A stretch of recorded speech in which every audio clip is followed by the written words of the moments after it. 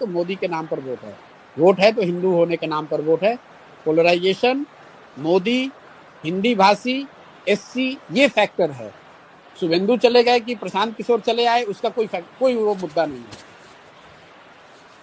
वो मुद्दा है ही नहीं। मोदी यहाँ पॉपुलर है, हिंदी भाषियों की 1 करोड़ से ज्यादा वोट है, दलित यहाँ पर 27% है, और वो पूरी तरह से बीजेपी के साथ खड़ा है। प्लस पोलराइजेशन तो है ही है। Which way is the Matua community going, Prashant?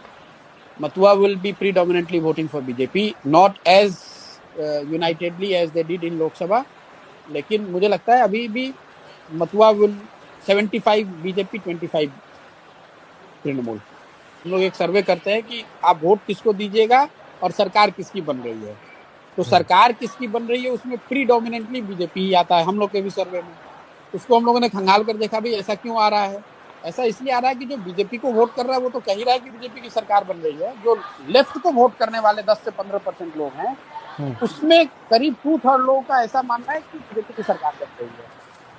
तो वो मेजोरिटी जो है वो आपको हमेशा सुनाई देगा, हमेशा कि बीजेपी की सरकार बन रही है। लेफ्ट का जो आदमी है वो सोचता है कि भैया कुछ भी हो, बीजेपी आ जाएगी तो हमारी दुकान खुल जाएगी, कम से कम अभी ममता को तो हारना चाहिए। एक जो उसका सब्सटेंटिव तो परसेप्शन की बात हो गई, जो सब्सटेंटिव इशू ग्राउंड पे है, जो लोग हम लोग समझते हैं बाहर जो बंगाल में नहीं पहले आए थे कि भाई बीजेपी का नीचे ग्राउंड पे वर्कर नहीं है, ऐसी बात नहीं है। ग्राउंड पर बीजेपी के बहुत वर्कर हैं और वो सारे वर्कर लेफ्ट से इंपोर्टेड हो सकते हैं, लेकिन वो डेडिकेटेडली आज बीजेपी के लिए काम कर रहे हैं। तो कोई ऐसा एरिया नहीं है बंगाल का, 1-2 जिला अगर छोड़ दें आप, जहां पर कि बहुत मजबूत काडर बीजेपी का नहीं है। Prashant, then who's voting for Trinamool? Because you're saying the Mathuas are voting for the BJP, the Dalits are voting for the BJP, OBCs are voting. Yeah, okay, so I'm saying talking about different communities, right? So OBCs, you're saying most, all Hindus are voting for BJP. So who's voting for TMC and why are you so confident that BJP? I have said 50%, 50 to 55% Hindus are voting for BJP. जो major जो problem है which we have to accept कि 20 years से there has been blatant effort and everything has been done to appease the minority. अब आप बंगाल को उठाकर देख लीजिए, पॉलिटिक्स का यहाँ एक लाइन का सिंपल फलसफा ये रहा है कि जिसको मुसलमान वोट करेगा वो सरकार बनाएगा। तो पूरी जो पॉलिटिकल इकोसिस्टम रही है, वो चाहे कांग्रेस की रही हो, लेफ्ट की रही हो, दीदी की रही है, वो सब मुस्लिम वोट को लेने के लिए उस तरह से सोच उनकी रही है। पहली बार हिंदुओं को ऐसा लग रहा है कि अच्छा भैया हमको भी तो कोई पूछ रहा है। ऐसा नहीं है कि एकदम से सोसाइटी ही गलत है, कहीं ना कहीं there is some element which BJP is exploiting, and that element is coming from the blatant misuse of minority politics by some of these parties. तो आप उससे हम और आप इनकार नहीं कर सकते हैं। Prashant, I'm sorry to interrupt you. May I please request everyone who's not speaking to switch off their mics? I mean, you can put your...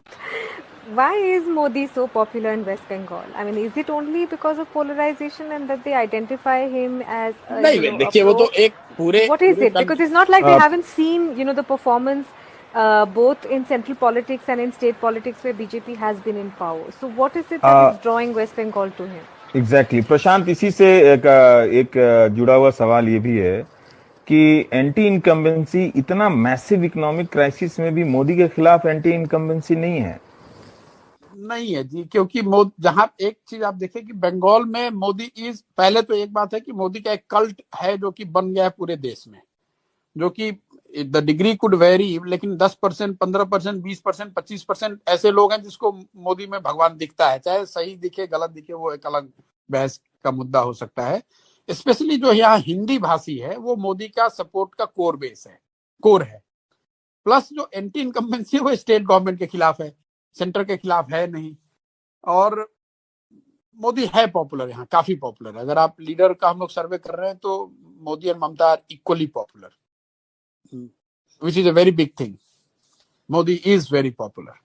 यहाँ पे मोदी पॉपुलर इसलिए भी है, आप देखिए बंगाल ने बीजेपी का स्वाद अभी चखा नहीं है, तो वो एक फैक्टर है कि 30 साल 35 साल से जो लोगों ने नहीं देखा है, तो उनको लग रहा है कि बीजेपी कुछ ऐसा चीज है, कुछ ऐसा कर देगी जो कि हम लोगों को पहले अभी तक नहीं मिला है।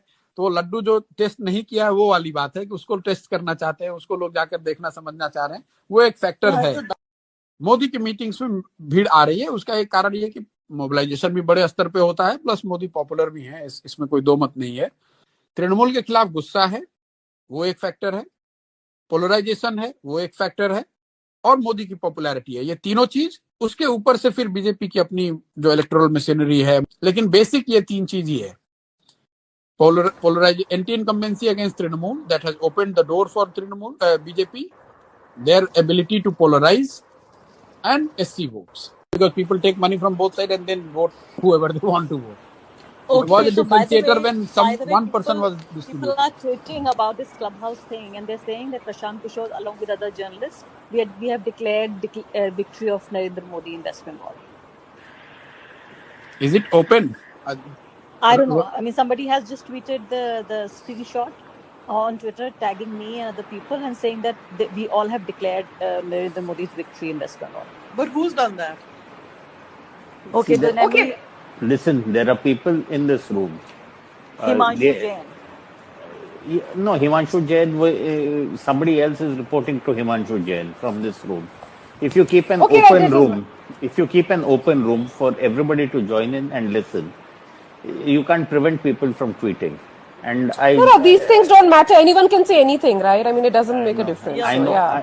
I know, but this is often seen as evidence. And one more thing I just needed people to remember was that whatever you say on Clubhouse is recorded.